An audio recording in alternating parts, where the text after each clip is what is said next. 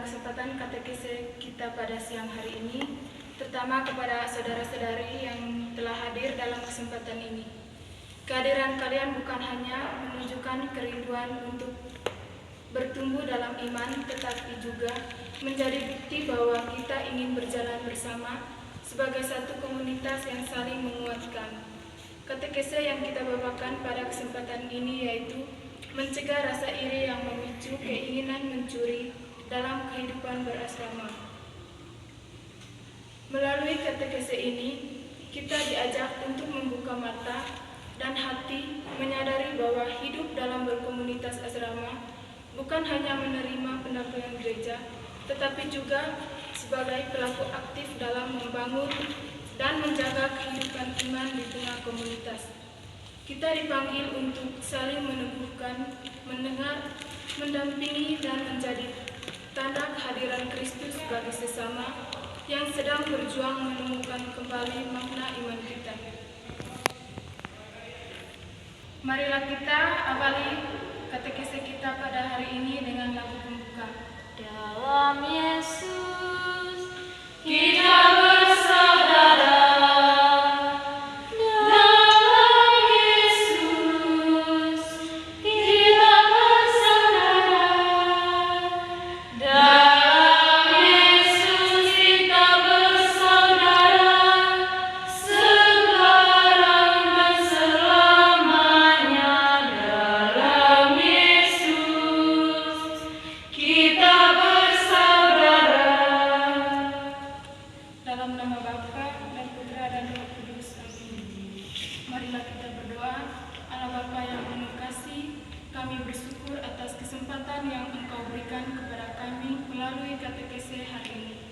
Kami berkumpul sebagai anak-anak-Mu yang ingin belajar hidup untuk lebih berkenan di hadapan-Mu. Kami sadar seringkali hati kami tidak tenang ketika melihat keberhasilan atau milik sesama kami. Bimbinglah katekese ini agar kami semakin memahami perintah-Mu untuk hidup jujur. Kuatkanlah niat kami untuk menjadi pribadi yang tulus hati, menghormati milik orang lain, dan berani melawan godaan untuk berbuat curang atau mencuri. Semua doa dan permohonan ini kami unjukkan kepada-Mu dalam nama Yesus Kristus, Tuhan dan Pengantara kami. Amin. Saudara-saudari yang terkasih, pertama-tama untuk lebih mendalami katekese kita hari ini, mari kita melihat situasi hidup konkret melalui cerita Kilau Sepeda Baru di Mata Pandu. Saya minta kepada salah satu saudara-saudari untuk membaca. Kilau sepeda baru di mata Pandu. Pandu menatap sepeda gunung berwarna biru milik Rian dengan perasaan sesak. Sepeda itu jauh lebih bagus daripada sepeda tuanya yang sudah berkarat dan sering lepas rantai. Di sekolah, semua teman mengerumuni Rian, sementara Pandu hanya berdiri di pojok halaman. Andai sepeda itu jadi milikku, bisik Pandu dalam hati. Sepulang sekolah, Pandu melihat sepeda biru itu terparkir di depan toko buku tanpa dikunci. Rian sepertinya terburu-buru masuk ke dalam suasana sepi. Iri hati yang sedari tadi membakar dada berubah menjadi godaan gelap. Ambil saja, bawa ke gudang belakang rumah. Lalu cat ulang Rian tak tahu, bisik pikiran jahatnya. Pandu mendekat, tangannya sudah menyentuh setang yang dingin. Namun, saat menuntunnya, ia teringat wajah ibunya yang selalu berpesan, barang milik orang lain adalah api. Jika kau ambil, ia akan membakar hidupmu sendiri. Pandu terdiam. Ia membayangkan rasa takut yang akan menghantuinya setiap malam. Jika ia mencuri, ia juga membayangkan kesedihan Rian. Perlahan, Pandu melepaskan genggamannya. Ia sadar memiliki sepeda bagus dengan cara mencuri tidak akan membuatnya bangga, melainkan justru menjadi budak rasa bersalah. Alih-alih membawa lari, Pandu justru berdiri di samping sepeda itu, menjaganya hingga Rian keluar. Loh, Pandu, kamu belum pulang? Tanya Rian kaget saat keluar toko. Belum Yan, tadi aku lihat sepedamu tak dikunci. Tapi aku tunggu sebentar supaya tidak hilang, jawab Pandu tulus. Beban di punaknya mulai mendadak hilang. Rian tersenyum lebar. Wah, terima kasih banyak, Pan. Kamu sahabat yang baik. Oh iya, besok kalau mau pakai sepedaku gantian, pakai saja ya. Pandu tersenyum sore itu. Meski pulang mengayuh, sepeda tuanya yang berbunyi derit-derit. Hatinya terasa jauh lebih ringan dan damai daripada memiliki barang mewah hasil curian. Oke, terima kasih kepada saudara Yolan yang sudah membacakan isi ceritanya. Selanjutnya untuk lebih memperjelas isi cerita di atas tadi, di sini ada beberapa pertanyaan penuntun yang perlu kita dalami bersama. Kira-kira dari cerita di atas tadi, apa yang dirasakan Pandu saat melihat sepeda baru milik Rian dan mengapa perasaan itu muncul?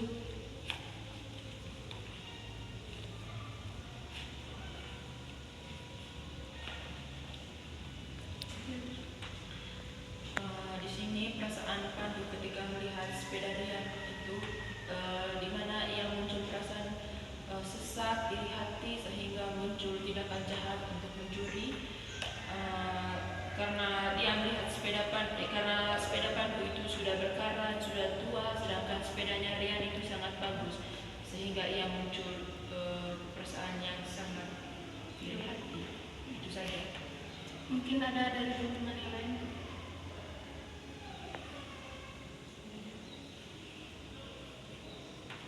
Oke, baik, kalau tidak ada, kita lanjut ke pertanyaan yang kedua. Apa pesan dan kesan yang Anda dapatkan setelah mendengar isi cerita Kilau Sepeda Baru di Mata Pandu?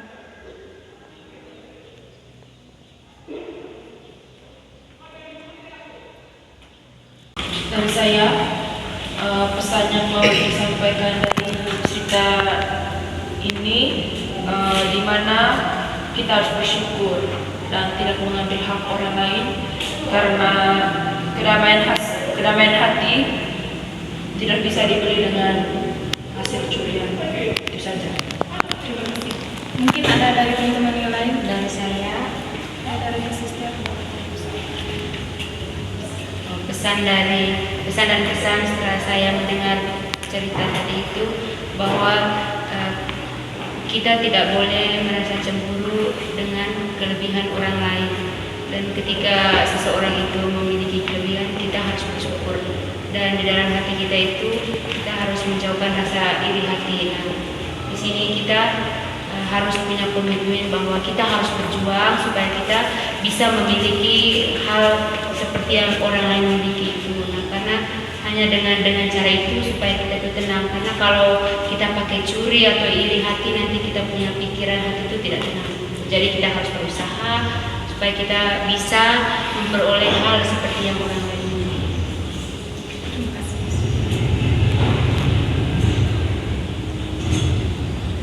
Mungkin ada dari teman-teman yang lain?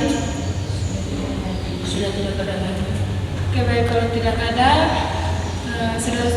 saudara-saudari terkasih, cerita ini mengajarkan bahwa mentaati perintah ketujuh bukan sekedar tidak mengambil barang orang lain, tetapi juga tentang mengendalikan keinginan diri dan bertindak jujur demi ketenangan batin dengan melawan godaan di dalam pikiran dan menghargai hal milik orang lain sebagai bentuk kasih kepada sesama kita. Cerita ini menyoroti pergulatan moral Pandu saat melihat kesempatan untuk memiliki sepeda milik Rian yang tidak terkunci. Di lingkungan komunitas, barang milik orang lain seringkali berada dalam jangkauan kita, menciptakan godaan gelap untuk memiliki apa yang bukan hak kita, terutama saat kita merasa kekurangan. Keindahan hidup dalam komunitas tidak dibangun atas apa yang kita miliki, tetapi atas dasar rasa aman dan saling percaya bahwa hak setiap orang harus dihormati. Saudara-saudari terkasih, untuk lebih memperdalam lagi katekesi kita pada hari ini, Mari kita sama-sama mendengarkan firman Tuhan dan menimba inspirasi dari kitab Efesus bab 4 ayat 25 sampai 29. Saya minta dari saudara-saudari untuk membaca. Bacaan dari surat Paulus kepada jemaat di Efesus.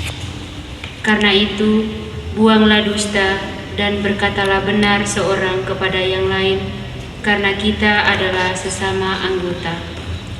Apabila kamu menjadi marah, janganlah kamu berbuat dosa. Janganlah matahari terbenam sebelum padam amarahmu. Dan janganlah beri kesempatan kepada iblis. Orang yang mencuri, janganlah ia mencuri lagi, tetapi baiklah ia bekerja keras dan melakukan pekerjaan yang baik dengan tangannya sendiri, supaya ia dapat membagikan sesuatu kepada orang yang berkekurangan. Janganlah ada perkataan kotor keluar dari mulutmu, tetapi pakailah perkataan yang baik untuk membangun, di mana perlu, supaya mereka yang mendengarnya beroleh kasih karunia. Demikianlah sabda Tuhan. Syukur. Oke, baik, terima kasih kepada Kak Suster tadi yang sudah membacakan isi bacaan. Selanjutnya, di sini ada beberapa pertanyaan penuntun terkait dengan isi kitab Efesus bab 4 ayat 25 sampai 29. Pertama, kira-kira bagaimana tanggapan saudari-saudari tentang isi bacaan pada ayat 28?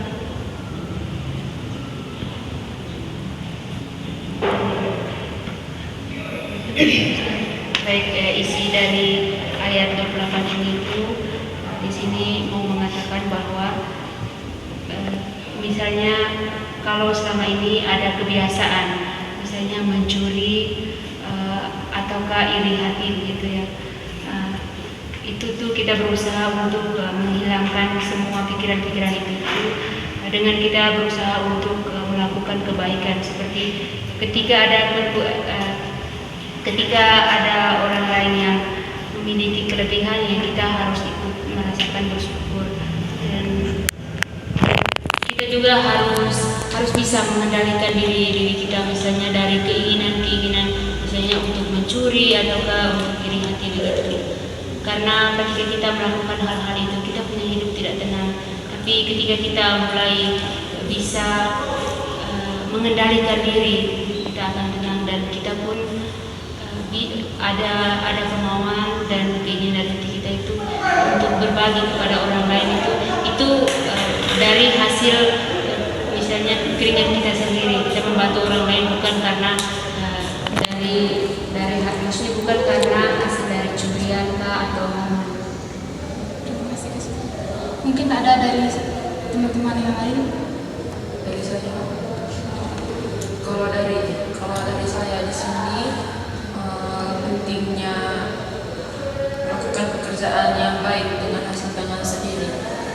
Misalnya ketika kita mendapatkan uang dari hasil keringat kita sendiri, yang pasti tentunya kita merasa bahagia karena kerja keras kita yang selama ini kita lakukan, terus kita mendapatkan uang dengan hasil keringat kita sendiri, itu pastikan sangat bahagia sekali dibandingkan dengan hasil curian atau tangan panjang itu.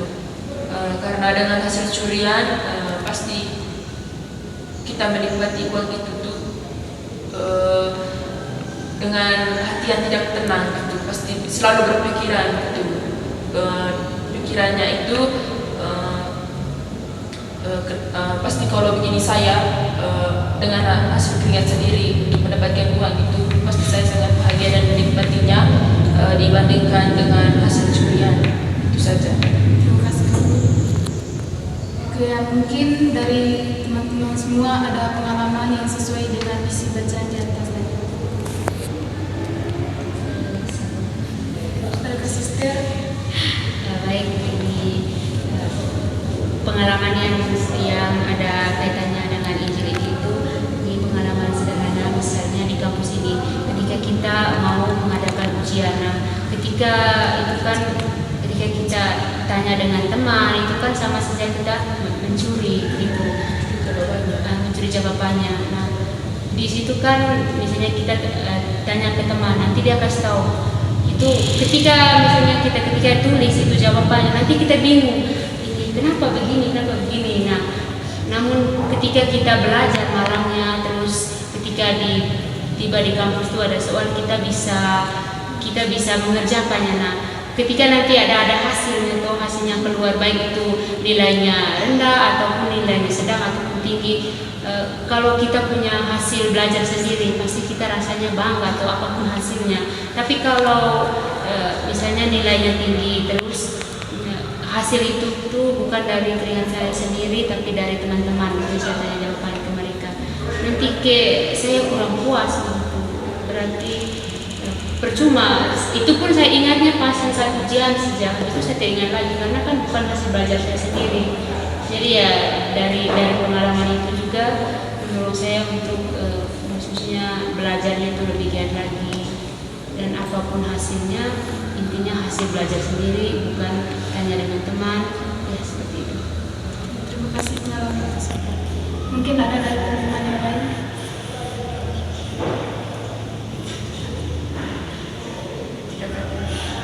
Oke, baik, kalau tidak ada,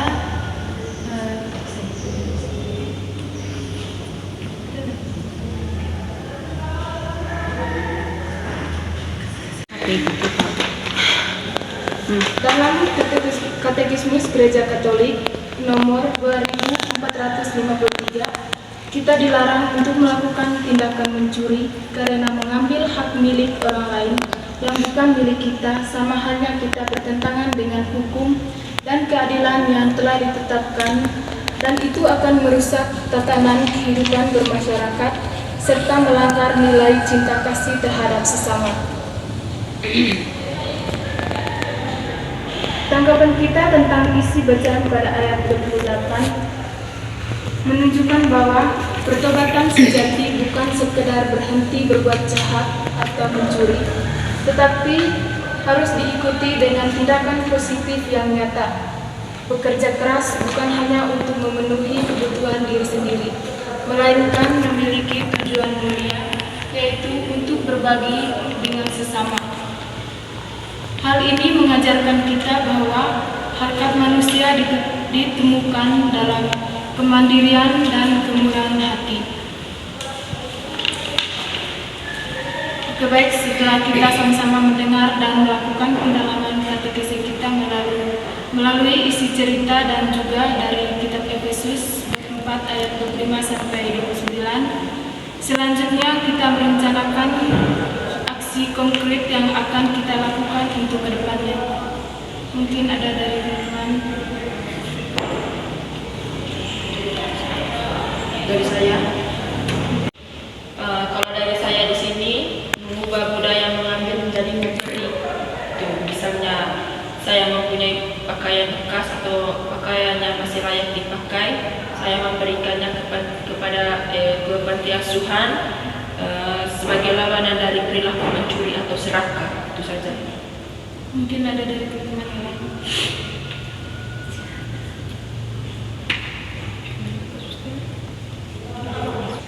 Mungkin ada tindakan konkret yang lain dari teman-teman.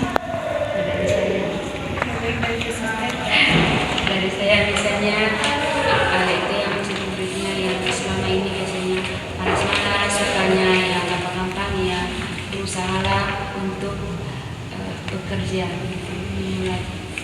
memulai hal yang baru. Oke, terima kasih Kak Sister.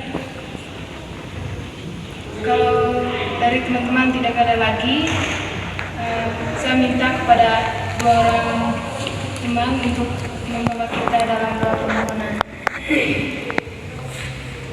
Allah yang Maha Baik, kami bersyukur dan berterima kasih atas keberkahan sehingga kami dapat melakukan kegiatan katekesi pada hari ini, dan kami mohon semoga tuntunan Roh Kudus-Mu selalu menyertai perjalanan hidup kami, agar kami mampu bekerja dengan baik dan juga sebagai tanda bahwa kami mengasihi melalui karya-karya yang kami setiap hari. Marilah kita memohon.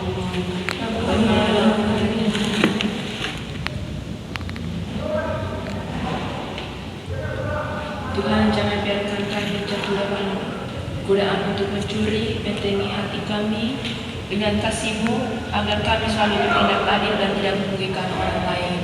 Marilah kita memohon, Kabulkanlah doa kami ya Tuhan. Marilah kita satukan semua doa dan permohonan kita melalui doa yang telah diajarkan oleh Yesus sendiri. Bapa kami Yang ada di surga, dimuliakanlah namamu, datanglah kerajaanmu, jadilah kehendak-Mu di atas bumi seperti di dalam surga.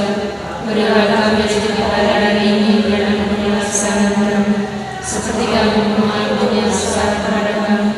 Dan jangan masuk ke dalam godaan Tuhan, tetapi bebaskan kami dari yang jahat. saudari-saudari yang terkasih, terima kasih karena sudah hadir dan terima kasih juga atas keterlibatan kita semua dalam pendalaman katekese kita hari ini. Semoga melalui katekese kita hari ini dapat memperkuat penghayatan iman kita, dan kita tadi sudah menyepakati aksi konkret yang sudah kita buat bersama dan perlu kita ubah dalam menjalankan kehidupan selanjutnya. Marilah kita berdoa. Allah Bapa yang penuh kasih, kami mengucap syukur atas pendampingan-Mu selama katekese ini. Terima kasih karena Engkau telah mengingatkan kami bahwa setiap orang telah Engkau beri porsi berkat dan masing-masing. Kami mohon, tanamkanlah apa yang telah kami pelajari hari ini di dalam lubuk hati kami. Bantulah kami untuk pulang dengan tekad baru, tekad untuk berhenti membanding-bandingkan diri dengan orang lain, dan tekad untuk menjaga tangan serta hati kami dari keinginan mengambil milik sesama. Jadilah kami pribadi yang jujur dan dapat dipercaya, yang mampu menghargai hak orang lain sebagaimana kami menghargai milik kami sendiri. Doa ini kami panjatkan dengan perantaraan Kristus Tuhan kami. Amin. Terima kasih Tuhan Untuk kasih setiamu